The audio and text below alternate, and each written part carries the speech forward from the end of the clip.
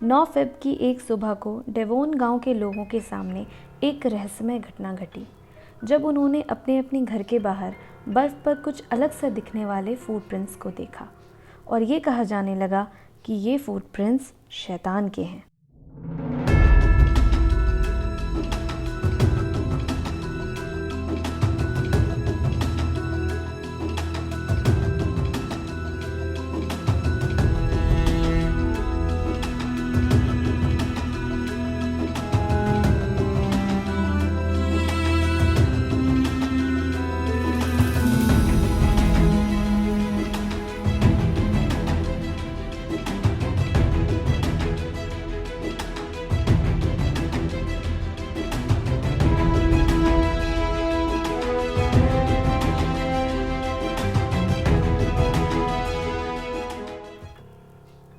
रात को सोने से पहले जॉन लूज़मोर के बच्चे अपने कमरे से विंडो के बाहर स्नोफॉल का वो खूबसूरत नज़ारा ले रहे थे।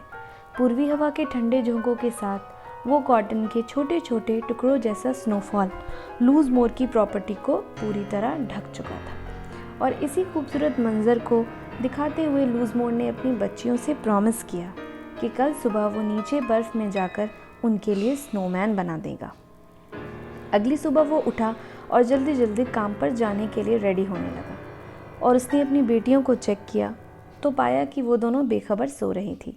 लूज़मोर को अपना प्रॉमिस याद था, इसलिए उसने अपने स्नो बूट्स निकाले और अपनी बेटियों के लिए स्नोमैन बनाने की तैयारी करने लगा। लेकिन उतने में ही उनके घर का दरवाज़ा ज़ोर ज़ोर से नॉक होने लगा। आवाज़ सुनते ही लूज़मोर ने अपने खिड़की से झांक के देखा तो वहाँ पास के घर का एक लड़का था जिसे लूज़मोर जानते थे। वहाँ पहुँचने पर उस लड़के ने बताया कि उसकी माँ ने जल्दी से पुलिस को बुलाने भेजा है। ये सुनते ही लूज़मोर ने जल्दी से अपने शूज़ पहने और हैट उठाया और अपने बाकी के ज़रूरी सामान लेकर बाहर की तरफ निकले। और निकलते ही लूज़मोर ने उस लड़के से एक स्नोमैन बनाने को कहा क्योंकि उन्होंने अपनी बच्चियों से प्रॉमिस किया था। और लूज़मोर उस जगह की ओर चल दिए जहाँ के लिए उनका बुलावा आया था।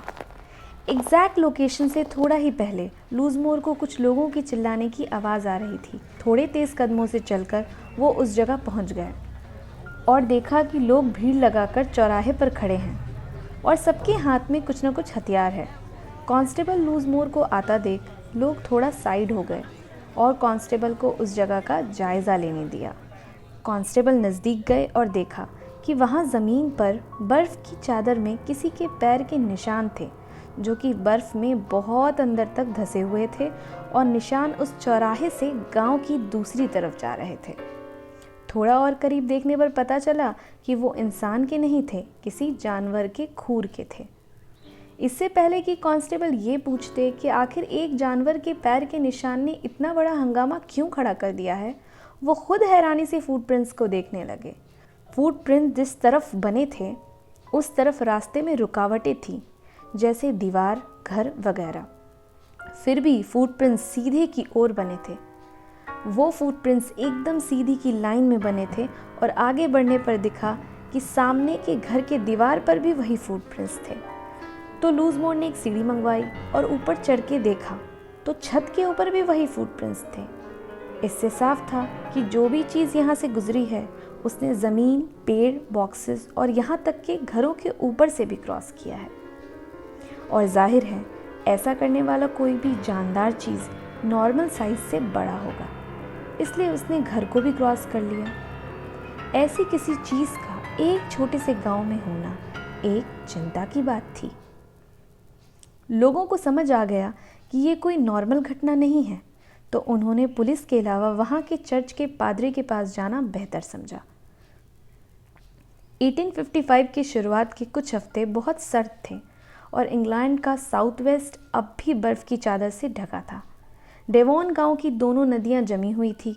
वहां के लोकल्स के लिए ये स्नोफॉल एक मुश्किल की बात हो चुकी थी क्योंकि रेगुलर बर्फ़ के गिरने से उनका बाहर निकलना बंद हो चुका था। कामकाज पर बुरा असर पड़ रहा था। बाहर सब कुछ बर्फ़ में दबा हुआ था।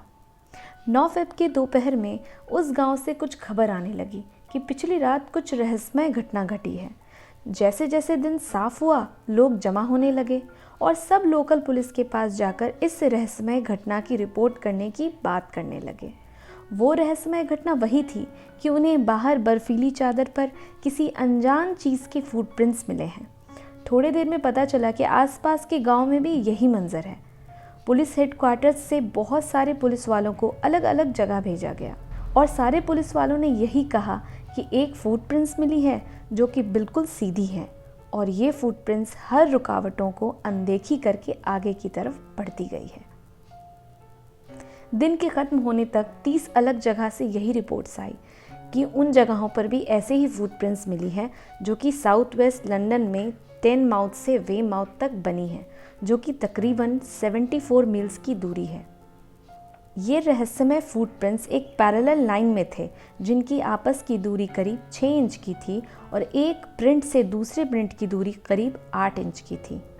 जांच पड़ताल में किसी भी चीज़ के नुकसान होने का कुछ पता नहीं चल सका और इस हिसाब से पुलिस के नज़र में ये क्राइम साबित नहीं हो सका। पुलिस ने इस घटना की एक फ़ाइल बनाई और सारे बयान और तस्वीरें उस फाइल में दर्ज कर ली। लोग ये मान चुके थे कि शैतान जहन्नम के अंधेरे से जाग उठा है और इसी रास्ते से गुजर के आगे गया है, जिसके निशान अब बर्फ पिघलने की वजह से खत्म होने लगे हैं। लोकल्स का मानना था कि ऐसा पहली बार नहीं हुआ कि शैतान ने डेवॉन गांव में कदम रखा है। इससे पहले भी इसी गांव में 200 साल पहले चर्च में कुछ ऐसा हुआ था जिसे याद करके आज भी लोग कांपते हैं।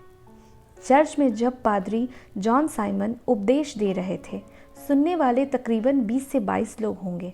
उसी दौरान अचानक से एक सड़े हुए चीज़ की बदबू आने लगी और लोग अभी बदबू से अपने मुंह पर कपड़े रख ही रहे थे कि चर्च की खिड़की का शीशा टूट जाता है और उसके अंदर से एक सफ़ेद रंग की चमकती हुई गेंद जैसी चीज़ चर्च के अंदर आ जाती है। वो गेंद अंदर आते ही चारों तरफ कोहराम मचा देती है और जिस जिस को उस गेंद से चोट लगती है उनके शरीर पर एसिड जैसे जलने के निशान बन जाते हैं। वो गेंद चारों तरफ दीवार से टकराकर लोगों को तकलीफ़ पहुंचा रही थी कि कुछ लोगों ने जल्दी से चर्च का दरवाज़ा खोल दिया और वो गेंद बाहर चली गई। थोड़ी देर में माहौल ठंडा होने पर लोग जमा हुए तो पता चला कि उनमें से एक बंदा गायब है जो कि आज तक कभी नहीं मिला। लोगों ने ये कहानी बना दी कि शैतान आया और उस बंदे को लेकर चला गया और अब ये फुटप्रिंट्स की रहस्यमय घटना को भी शैतान से जोड़ने लगे। फुटप्रिंट्स दिखने की सबसे आम थ्योरी ये थी कि शायद ये किसी जानवर के हैं। कुछ लोगों ने कहा कि वो निशान किसी बड़े भालू या लोमड़ी की है। उनका कहना था कि बड़े भालू के निशान ऐसे ही होते हैं जैसे किसी इंसान के 2 पैर के हों। आज तक उस फुटप्रिंट्स की कोई ओरिजिनल इमेज नहीं है। अगर कुछ है तो वो पेंसिल से बनाई हुई स्केचेस हैं और हज़ारों कहानियाँ जो लोगों ने अपनी अपनी ज़बान में बयां की है। वैसे भी इंग्लैंड रहस्य और भयानक किस्सों से भरा हुआ है और आगे के एपिसोड में हम इंग्लैंड में छुपे हुए कुछ और रहस्य को जानेंगे। तब तक के लिए गुड बाय।